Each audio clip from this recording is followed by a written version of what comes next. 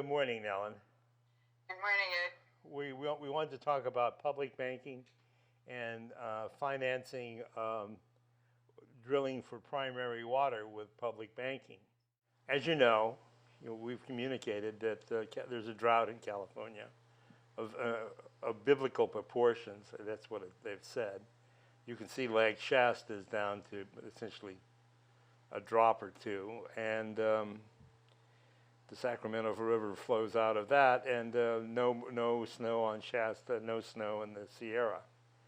And the farmers and a lot of towns in California are hurting. They're simply out of water. But we can get water by drilling down to where it, through faults, to where it comes up from the magma where it's generated. Primary water, or I also call it magma water or virgin water because it's not been anywhere. And so we need to finance this operation. We need to get hold of money for a drilling or system that can work out in the valley. And that's about $1 million. It has to be a special type of drill, a double drill, concentric drill, so it can go down through the alluvial soil and not get clogged up, put down a PVC pipe, which lasts underground apparently an enormously long time because there's no light to destroy it, and then drill into the primary water. So how do we get hold of some money to do this? Well, my particular specialty is public banking. You could, in fact, set up a state-owned bank, a city-owned bank, or a county-owned bank, which can double the public funds. I mean, it's all a matter of persuading your elected officials to do it. That's the major hurdle. But once they understand the principle, what you can do is do what all banks do. You take your deposits, pull your deposits out of Wall Street, let's say. Yeah. So, and I've looked at the figures for California as a state. If you just pulled out, let's say you start with a little pilot project of a $20 million bank. So you would capitalize your bank with $20 million. You could get it from the pension funds or the state pension funds, or the treasurer has an investment pool that currently has $54 billion in it, earning 0.23% interest. And that money it's rainy day funds from all over the state. It can't be spent, but it can be invested. So pull a mere $20 million, which is a very small percentage of $54 billion, out of that fund and put it into use it to capitalize the bank. And then let's say you paid 3% interest on that capital, and you'd be paying much more than they're getting right now. Then you could pull $200 million in deposits out of J.P. Morgan Chase or wherever they are. So these are state deposits, which are currently being leveraged by Wall Street. So what we want to do is use our capital and deposits to create credit for our own purposes. So you pull that money out. Now you could hold back 10% of the 200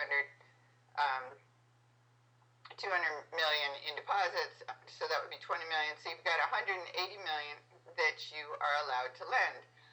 And let's say you did a 3% bond issue you bought bonds at 3%.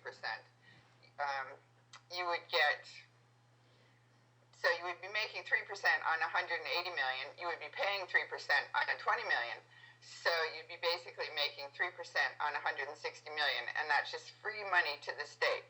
You're going to be buying bonds, which are already there. You don't have to go out and hustle for customers. You don't have to hustle for depositors because you're using your own deposits. You could basically do it in-house just as an accounting function. I mean, you could run it out of the treasurer's office. You wouldn't have to have a bank. You wouldn't have to have a building or tellers or any of the ordinary things that banks have to pay for. You definitely are not going to have high-paid CEOs, bonuses, fees, commissions, all those things that makes banking quite expensive. So you can do very low-cost banking basically what you're doing is just getting a banking license to allow you to leverage your money, to issue 10 times your capital in the form of loans, and instead of a revolving fund where you lend the money and then you have to wait for it to come back before you can lend it again, and once you lend it, it's gone, you can't spend it. If you're a bank, your deposits are still there in the bank, and those deposits can be used for the purposes of the state. And what happens if both the depositor and the borrower comes for the money at the same time is that the bank borrows, and it will borrow from other banks. Basically, it can borrow back the very reserves that it just created for at the Fed funds rate of 0.25% or at the money market rate of something like 0.15%. So the state bank can borrow back very cheaply that very money that it just created. So it has the power to create money on its books. The Bank of England just came out with a directive saying that, contrary to popular belief, banks do not lend their deposits. They create deposits in the process of making loans. So anyway, this is a way to generate money. It's basically free money to the state, and it's money that Wall Street is doing that with our money now.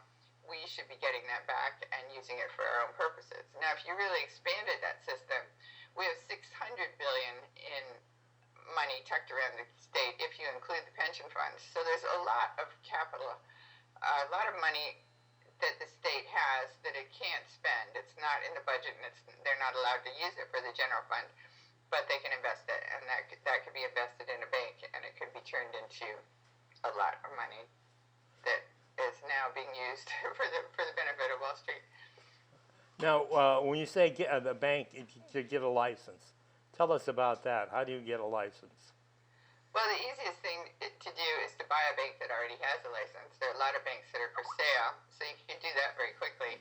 But just if it's the state getting a license and they're getting it from the state licensing board, obviously they have a certain leverage there. It should not be hard to qualify for a banking license. All you need is, I mean, I looked into doing it privately. You need like 6 directors who are upstanding members of the community, and then if you were doing it privately, you could do it like with $600,000, and then you could, once you have your license, then you're allowed to advertise for shareholders, so you could then sell interests in the, I mean, that's what you would do privately. So publicly, that's all you have to do is get your directors, and you'll qualify. I mean, if it's a state, they'll definitely qualify for a license with their own banking division. Okay. Now, so. Or a city or a county could do the same thing. Now, it seems to me that it's going to be easier to do this initially with a city or a county, Yeah. because the state seems like it's determined to go away. I think that the Governor Brown has said something. Well, we're just going to have to drop back into Mexico. Nothing else can be done. I actually saw that. I don't. Do you know anything about that quote? No. Yeah, I'll have to. But anyway, now one does not see a great enthusiasm for going forward and solving problems. Well, that would be my interpretation of what I'm seeing out of Sacramento. So we're probably better off with a county or maybe a city. And how would that differ then? Well, it would be the same process, but of course it's a little harder for a county or a city to come up with $20 million. But that's not that much money. Typically they have rainy day funds or have money sitting around. But if not, you can do the whole thing with the bond issue. You can issue, in other words, basically you borrow from the public $20 million, and then you take your deposits, which they too easily, I think, have $200 million in deposits. Pull those deposits out of Wall Street and put it in your own bank and leverage that into loans. Okay. How long would it take to get something like this going? You could. I heard someone say you could do it in 3 months. It wouldn't be that long. What takes a long time is persuading your legislators that it's worth doing.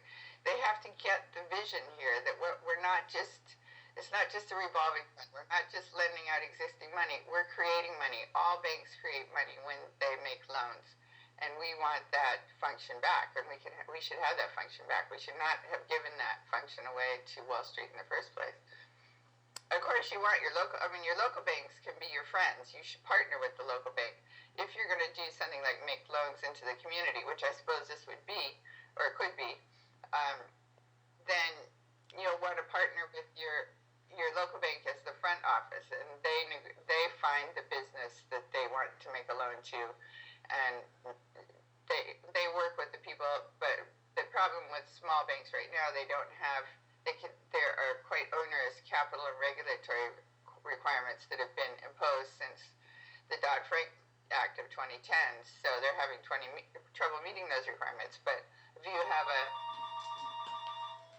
publicly owned bank behind you, the publicly owned bank can help with liquidity, help with capital requirements, and allow these banks to make loans they wouldn't otherwise make. Now, those are loans, so if you are a private business and you want to get them to fund your drilling project, you would have to go to them in the ordinary way and get a loan, but they could make a much lower interest loan than you could probably get now.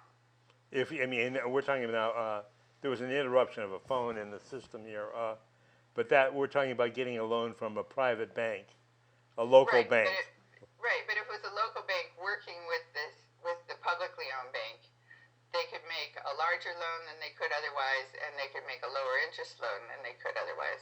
Okay. Is there if the state or the city or the county wanted to take on that project themselves, they can basically fund their own project. They just issue themselves a credit in the form of a loan, and they don't have to pay interest or they can pay the interest and collect it back. Basically, the interest is a wash, so you save, on average, 50% on the cost. 50% of the cost of every project is the interest. So if you, the state or the city or the county, own the bank, you will save 50% on the cost of your infrastructure. Okay, would you think that Santa Clara County would ever go for something like this? Silicon Valley, loose down there? I'm not really familiar with the political scene there, but we're working on it here in LA. Okay, that's pretty big.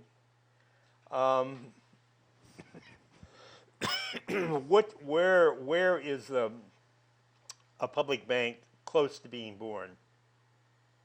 Well, so far we only have one, and that's in North Dakota, Bank of North Dakota, and they do all these things very well. They fund their infrastructure cheaply and hugely. They've got the lowest unemployment rate in the country, the lowest default rate on credit card debt, one of the lowest foreclosure rates. They're the only state that escaped the credit crisis. Their small banks are not selling out to Wall Street. They have more small banks per capita than any other state. So they're doing really well, and obviously they have a lot of infrastructure. But right now, so Philadelphia is moving on it, and Santa Fe, New Mexico, the mayor of Santa Fe wants a public bank, and so they have just passed a bill to do a study to see what they can make and what they can save and how they can fund it and so forth. And there are other cities there are 20 states that have bills pending, but because they're states and they're so big and it's hard to move their legislatures, that's a slow process. So I agree that cities and counties are our best option right now. Right. Okay. If we just had a couple of little pilot projects that worked, it would be, I think everybody else would do it because it would just be so obvious why this is a good idea. Right. Sounds that way. Well, okay. Well, Ellen, I was going to ask you, what are the sort of the mental state that's blocking doing this? It seems like such a good idea. I think that elected officials don't understand it, and they don't understand how much they could save.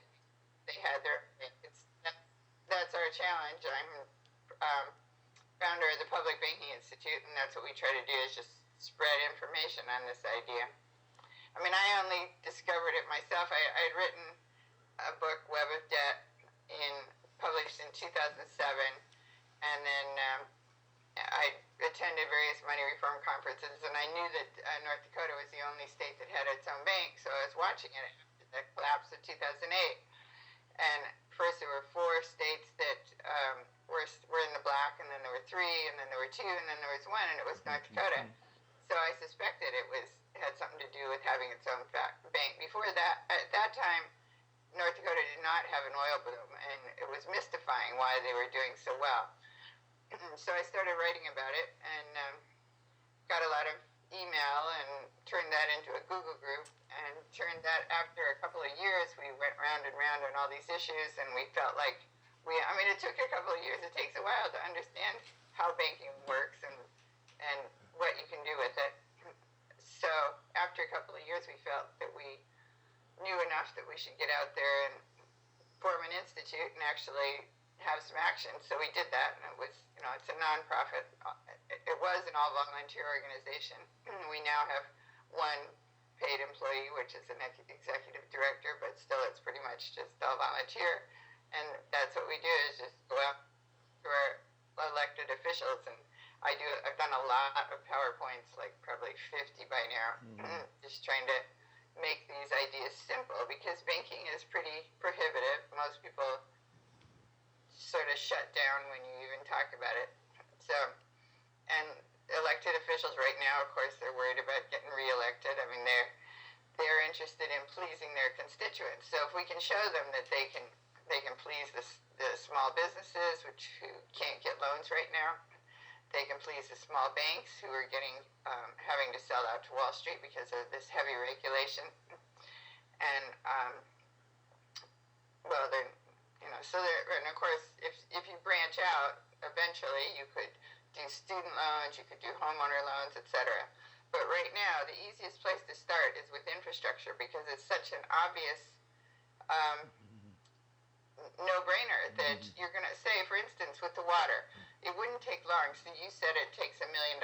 So let's say you give yourself $1 million loan, you build these wells, you start charging people for the water. It would not take long at all to pay back your $1 million loan. I mean, it's such a low risk and obvious winner. If you don't have to pay interest, you save 50% of the cost. You pay it back very quickly. Would you find that maybe a small local bank, would be a good ally or a place to start? How? Well, that's what we're trying to do right now is form a caucus of small banks and a caucus of small business. So, and we're making progress on that. We have a number of elected officials we want to get them together too in a caucus. And our current plan, this is a little still in the formative stage, but we're going to do a conference in Bretton Woods next fall when the politicians are there, and bring a lot of these elected officials together. Okay. Have you worked with chambers of commerce? Have you found any enthusiasm there? No, I haven't actually tried. I'm really a writer. Yeah. Okay. So I'm not a politician. I did run for office, but I probably won't try that again. Okay. And I wish you a very good trip to Ireland. Okay, thank you. Okay. Thanks. Bye-bye. Bye.